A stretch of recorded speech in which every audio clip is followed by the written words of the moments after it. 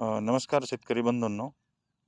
आज आपण आलेलो आहोत आंबेलोळ या गावामध्ये सोनम सीड्स प्रेस्टिज या वाहनाचे लाईव्ह प्रात्यक्षिक बघण्यासाठी.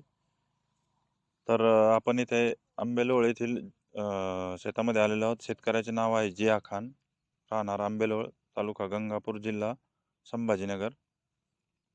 तर यांनी 2 पॅकेट सोनम सीड्सचे प्रेस्टिज या वाहनाची लागवड केलेली आहे. तरी आपण आता प्रत्यक्ष प्लॉटमध्ये बघणार आहोत या वाहनाची वैशिष्ट्ये.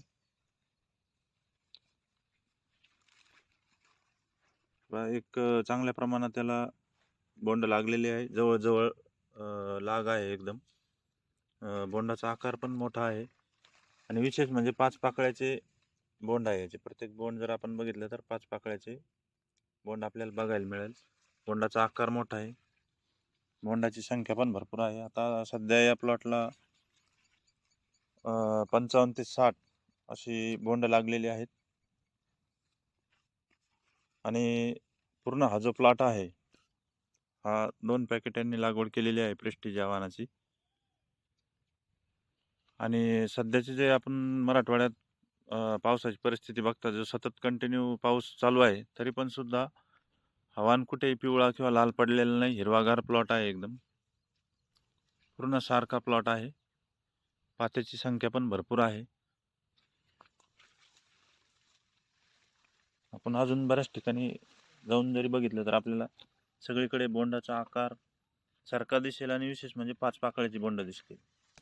त्यामुळे कापूस वेचायला पण सोपा जातो आणि वजनदार कापूस राहतो. अजून आपण आतमध्ये पण जाऊन जर बघितलं बऱ्याच ठिकाणी तर आपल्याला सगळीकडं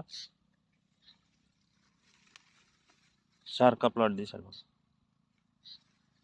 बोंडाचा आकार पण सगळीकडे सारखा भेटेल.